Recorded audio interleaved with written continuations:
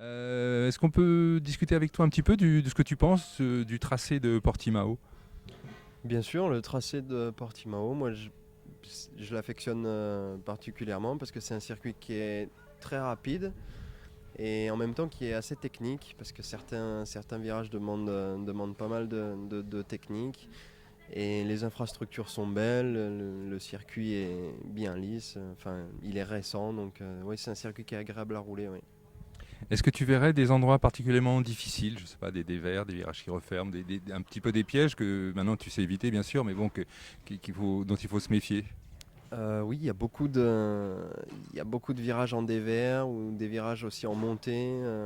Il y a beaucoup de petits trucs comme ça sur le circuit parce que c'est assez vallonné quand même.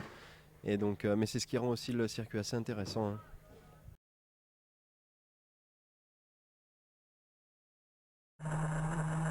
La ligne droite, une cassure à droite qui passe à fond, la ligne droite en descente.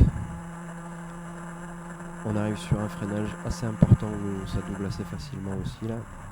On sacrifie la sortie du droite pour mieux passer dans le gauche. Ensuite, on arrive sur une épingle où ça double aussi, qui est assez grande, donc sans trop de difficultés. Là, la sortie est assez importante parce que ça monte. Le gauche à fond en montée. Ça continue de monter tout le long. Le gauche à fond. Encore un gros freinage où c'est possible de doubler. Un double gauche qui passe en une seule fois. On ressort à peu près au milieu du circuit pour la cassure à droite qui passe à fond. Et ce virage est un peu délicat parce il est un peu en descente et on a tendance à facilement partir vers l'extérieur.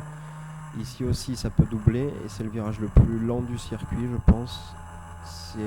Ça monte beaucoup et dans le double gauche là c'est important d'être bien placé pour toute la montée. Et ensuite le double droite là qui passe quasiment à fond et qui est important parce qu'il commande toute la ligne droite.